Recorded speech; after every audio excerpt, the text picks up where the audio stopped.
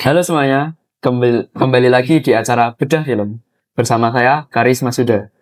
Kali ini kita akan membedah sebuah film horor yang ratingnya lumayan tinggi di pasaran.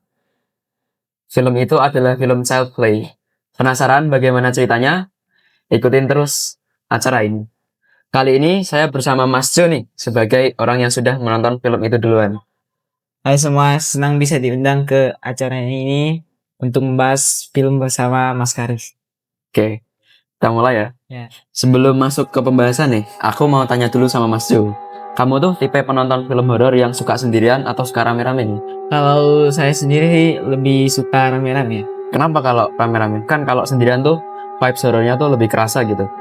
Kalau sendiri tuh saya takut. Kenapa takut? Soalnya kan film horor biasa ini kan nampilin hantu gitu, jadi saya takut kan. Nah, untuk film Child Play yang sudah Anda tonton, Anda nontonnya sendiri atau sama temen? Sama teman saya, Berapa orang tuh? satu orang. Terus? Sabar. Udah. Nah, menurut kamu nih, film yang kita bahas ini cocok ditonton sendirian nggak? Atau harus rame-rame nih, biar nggak takut dulu? Kalau menurut saya sih bisa aja nonton sendirian. Soalnya kan di sini hantunya juga bukan hantu sih, ini lebih ke karakter jahatnya juga nggak serem gitu, jadi bisa lah. Karakter jahatnya tuh ganti atau gimana tuh, kalau boleh tahu? Ya diganti Dengan apa? dengan boneka. Jadi boneka gitu, nggak kerasa dong vibes horornya. Emang bonekanya tuh gak serem sih, cuman lumayan menakutkan pas ini tengah filmnya tuh kayak hantunya ulang deh Nah itu kan boneka biasa kan? ya. Berarti nggak horor dong maksudnya? Sebenarnya tampilannya gak horor tapi perannya lumayan horor sih di film itu. Oh jadi pembangunan karakter bonekanya tuh bagus ya? Dari Ya. awal tuh nggak horor, terus masuk ke tengah jadi bagus. Ya. Jadi horor gitu. Ya. Wah, lanjut nih. Waktu pertama kali kamu lihat cover film itu, ekspektasi kamu sama film itu tuh gimana? Ekspektasi saya sih, saya kira ini film horor komedi. Soalnya kan cover filmnya tuh kayak boneka mirip anak-anak gitu. Jadi saya kira bakalan lucu. Oh, saya setuju sih. Soalnya saya juga pas lihat boneka tuh jadi keingat masa kecil saya gitu. Berarti dari awal film nih, film horor ini tuh udah terasa beda dari yang lain ya? Iya, Kenapa tuh? karena biasanya di film-film lain kan, film horor lain tuh karakternya kan hantu yang mukanya serem gitu kan. Nah, tapi di film ini beda soalnya karakternya itu sebuah boneka. Terus pas kamu lihat pertama kali opening filmnya itu langsung bikin penontonnya fokus ke filmnya atau malah membosankan tuh? Kalau saya sendiri sih lebih bosen, soalnya di openingnya tuh gak ada ini kayak suasana seremnya gitu. Jadi vibes rumahnya tuh dibikin kayak hangat gitu. Iya. Berarti tempo filmnya termasuk lambat ya? Iya, lumayan lambat. Terus kalau penonton yang baru banget nonton film horor, menurut kamu cocok nggak buat nonton film ini? Menurutku sih lumayan cocok ya, apalagi kan ini filmnya cuman 1,5 jam, jadi kayak nggak ngebosenin, apalagi buat pemula gitu. Terus bisa nggak ceritain film ini tuh gampang diikutin nggak sama pemula-pemula misalnya? Menurut saya sih gampang, soalnya ini kan ceritanya nggak terlalu yang tele-tele ya. Ini kan tentang kayak cuman boneka yang nggak suka sama beberapa manusia gitu. Terus apakah butuh perhatian yang penuh pas nonton film itu atau bisa apa ya namanya, bisa ngelakuin aktivitas yang lain lah? Kalau saran saya sih lebih baik fokus aja nonton filmnya. Soalnya kan kalau sambil ngelakuin aktivitas lain kan nanti jadi nggak fokus jadi nggak fokus ya. Berarti intinya film ini bukan tipe yang bisa ditonton sambil main HP gitu? Ya, bukan. Menurut kamu nih, detail-detail di filmnya kayak misalnya aktivitas NPC-nya, terus aktivitas MC-nya itu tuh kerasa kaku atau malah membantu filmnya tuh? Saya sih juga bingung ya, soalnya kan kebanyakan karakter di sini tuh banyak berperan di filmnya, jadi kayak NPC-nya tuh jadi kayak kurang kesorot gitu, jadi kayak nggak terlalu inilah, Jadi nggak terlalu dilihat Iya. ya kita. nggak terlalu dilihat. Terus menurut kamu alurnya tuh terlalu cepat atau terlalu lambat atau malah pas tuh? Menurutku terlalu lambat sih. Kenapa tuh? Soalnya ini kan film horor ya, tapi di openingnya itu malah kayak film komedi, kayak film keluarga gitu. Oh, film keluarganya tuh film keluarga kayak gimana tuh? Kayak ya seorang ibu yang menyayangi anaknya gitu. Boleh. Kalau dibandingkan dengan film horor lain nih, ceritanya lebih klise atau lebih standar gitu atau punya ciri khas tersendiri? Ya tadi itu ciri khasnya menurut saya, karena karakter jahat di film ini sebuah boneka gitu, gak Jadi- kayak film lain yang hantu serem gitu. Oh, jadi hantu di film ini tuh diganti sama boneka gitu? Ya Tapi pas masnya lihat boneka ini tuh pertama kali kerasa nggak horornya tuh kayak gimana gitu? enggak sih, soalnya bonekanya itu kan kayak anak-anak ya. Terus ceritanya tuh lebih fokus ke horor atau drama karakter? Kalau saya lihat sih lebih ke ini, drama karakter ya. Drama karakternya tuh kayak gimana? Kayak gimana ya? Kayak gimana? Mungkin bisa menjelaskan lagi kalau misalnya di film ini tuh intinya ada masalah keluarga, terus anaknya punya masalah mental atau gimana gitu? Oh, jadi di sini tuh ceritanya tentang seorang anak yang kesepian gitu, terus kan ingin mendapatkan teman, tapi ibunya ini kayak sibuk kerja gitu, jadi anaknya ini dibeliin boneka biar bisa main bareng. Jadi lebih ke drama karakter gitu ya, bukan Iya. horor. Ya, Soalnya kan film-film horor biasanya lebih sering nampilin hantunya gitu kan. ya. Nah, sekarang kita masuk ke inti dari film horor nih. Menurut kamu horornya itu lebih ke banyak jump scare-nya atau ke psikologis? Jadi rasa takutnya tuh dibangun pelan-pelan gitu. Kalau menurut saya sih lebih ke psikologis ya, soalnya di film ini jump scare-nya juga sedikit, jadi nggak terlalu inilah menyeramkan gitu. Jump scare-nya tuh termasuk mengganggu nggak? Kan soalnya jump scare-nya sedikit. Jadi biasanya kreator untuk memberi jump scare sedikit tuh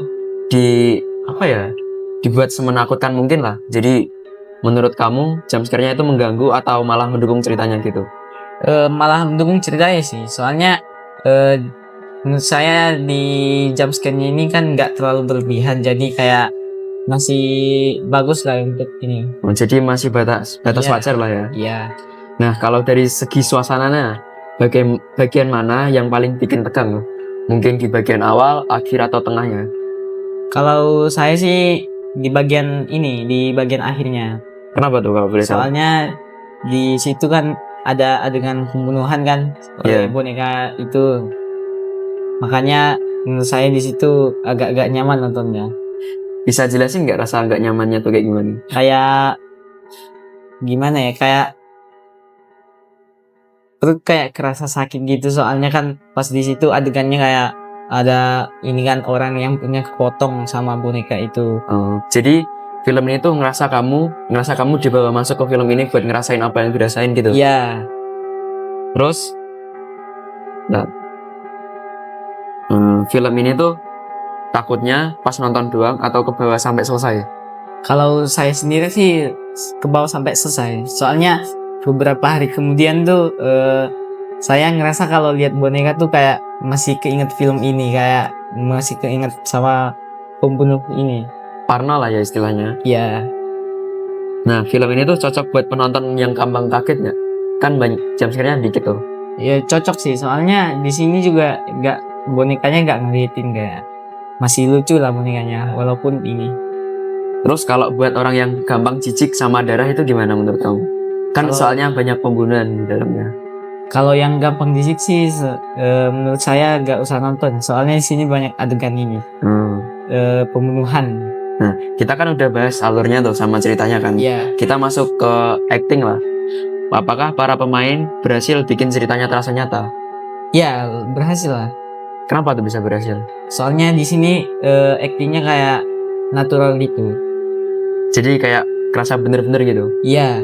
Terus masnya sendiri kenal nggak sama acting yang dalam film itu? Saya sih nggak kenal ya jujur. Berarti pakainya yang nggak terkenal gitu, atau emang masnya aja yang nggak tahu? Mungkin terkenal ya, tapi saya aja yang nggak tahu. Nah, kalau dari segi sinematografi, pencahayaan dan sudut kameranya gimana? Kayak nggak tepat atau udah pas gitu? Udah pas. Apalagi kan ini temanya horor, jadi kayak filmnya tuh kebanyakan diambil pas malam hari. Jadi ngerasa horornya banget lah ya. Iya.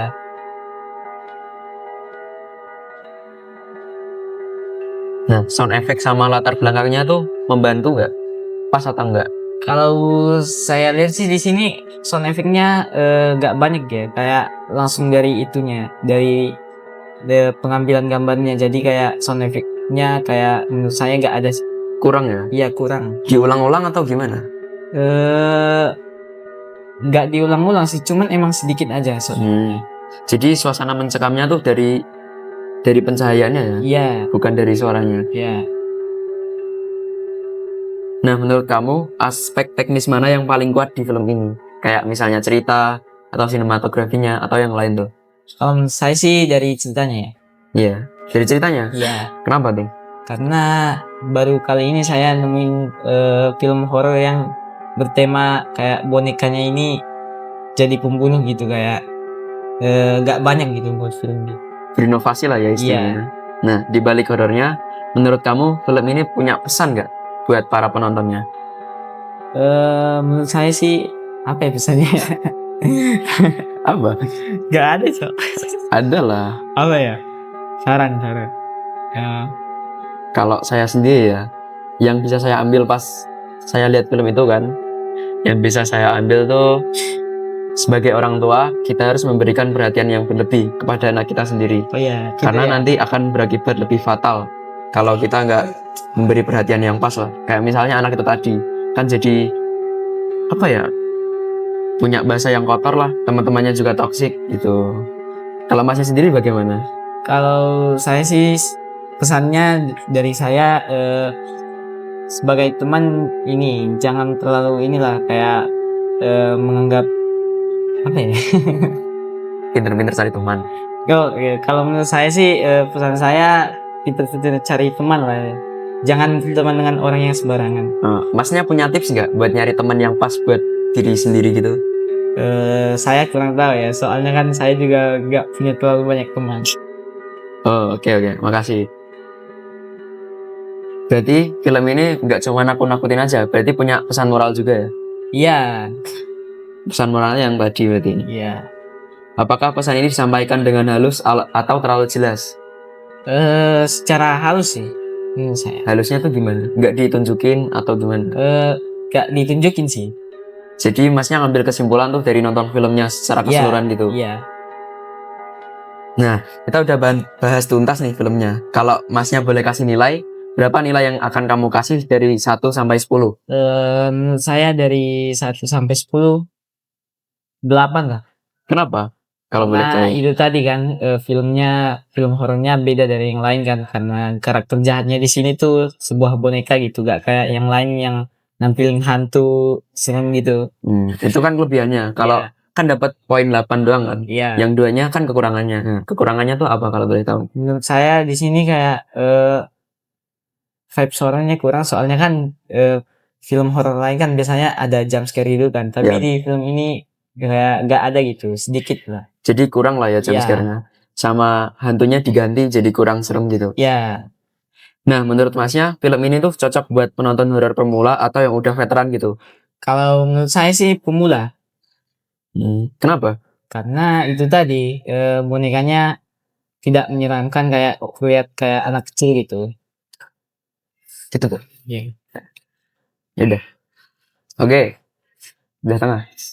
Oke, itu tadi review panjang kita tentang film horor kali ini. Semoga bisa jadi referensi sebelum kamu nonton film itu. Kalau menurut kamu film ini serem atau biasa aja, share pendapatmu ya.